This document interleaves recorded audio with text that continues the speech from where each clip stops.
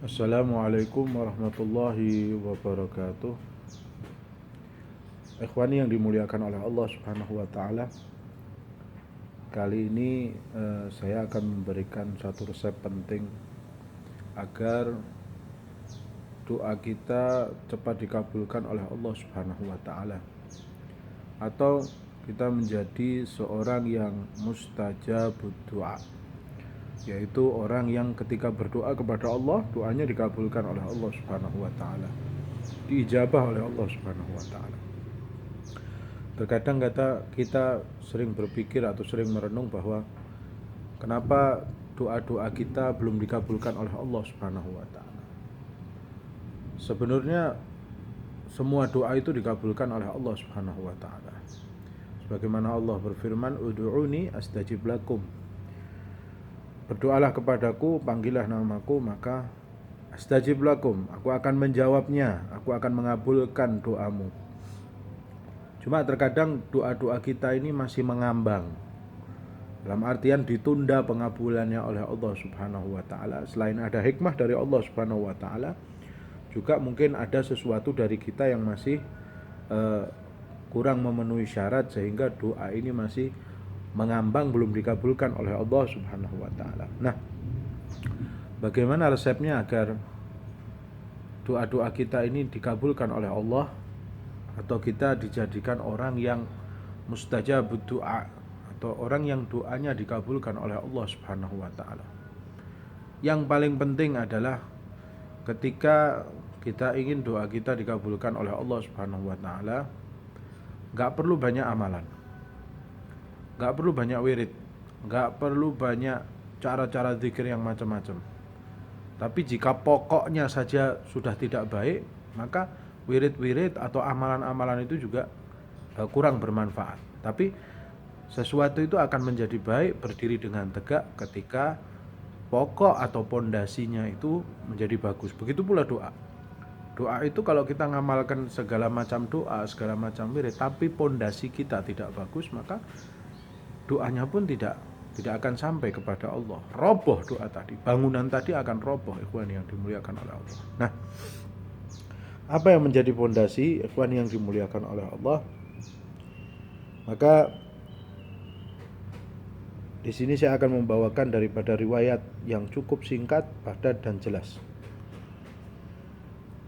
Dari Sayyidina Abdullah bin Abbas, ruya anna Sa'ad bin Abi Waqqas radhiyallahu anhu sa'ala Rasulullah sallallahu alaihi wasallam ay yas'alallah ta'ala ay yaj'alahu mustajabad da'wah.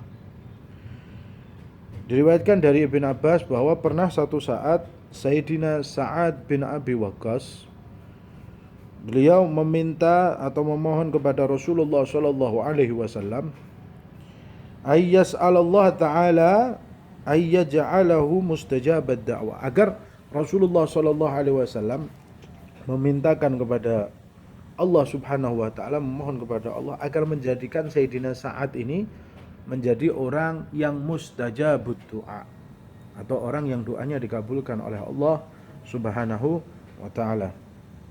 Maka apa jawab Nabi Muhammad sallallahu alaihi wasallam? Faqala alaihi salatu wassalam, ya Sa'ad.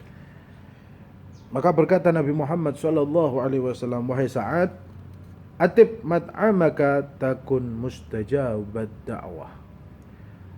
Wahai Sa'ad, perbaiki makananmu, perbaiki apa yang engkau makan, yang masuk ke dalam perutmu, takun mustajabad da'wah, maka niscaya engkau akan menjadi orang yang doanya mustajab. Jadi pondasi utama kita agar doa kita menjadi doa yang makbul, kita menjadi orang yang mustajab doa, adalah memperbaiki makanan, memperhatikan makanan yang masuk ke dalam perut kita. Makanan yang halal, mengkonsumsi makanan yang halal mempunyai manfaat, salah satunya ijabatud doa, yaitu menjadikan doa-doa kita itu ijabah. Kita mengamalkan wirid apapun, kita mengamalkan doa apapun, kalau makanan yang masuk ke dalam perut kita makanan yang tidak halal, maka ikhwani yang dimuliakan oleh Allah, mustahil doa-doa kita akan cepat dikabulkan oleh Allah Subhanahu wa taala. Karena makanan yang halal adalah aslun kabir. Al-Habib Abdullah bin Husain bin Tahir radhiyallahu anhu berkata, aklul halal aslun kabir. Makanan yang halal ini adalah pokok atau pondasi yang besar. Pokok atau pondasi yang besar. Wala tazkul ibadatu wa yadharu atharuha illa idza kanatil luqmatut thayyibah min ghairi syubhah. Maka tidak akan suci ibadah seseorang dan tidak akan nampak manfaatnya terkecuali jika makanan atau pelaku makanannya atau pelaku pemakannya ya bersih dari hal-hal yang syubhat, yang enggak jelas. Ini halal atau haram, apalagi dengan yang haram. Waliyadzubillah, semoga kita diselamatkan oleh Allah. Fal halalu ka asli lil ibadah. Dan makanan yang halal itu seperti sebuah pondasi di dalam ibadah, pondasi yang pokok di dalam ibadah. Wa syai'u la yastaqimu illa idza salaha asluh. Sesungguhnya sesuatu atau bangunan itu tidak akan berdiri dengan tegak kecuali pondasinya juga baik. Waraddu dirhamin min syubhati khairum min alfi dirhamin yutasaddaqu bihi intaha au kama qala. Dan mengembalikan 1 dirham dari yang syubhah atau yang enggak jelas atau yang haram.